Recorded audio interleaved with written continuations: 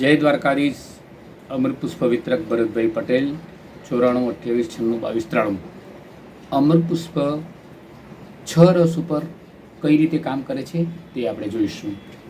સ્વાભાવિક રીતે દરેક પ્રકારના ખોરાક ગ્રહણ કરતી વખતે 6 રસની સંતુલન જળવાતું નથી અને એના કારણે આપણે રોગના ભોગ બનીએ છીએ.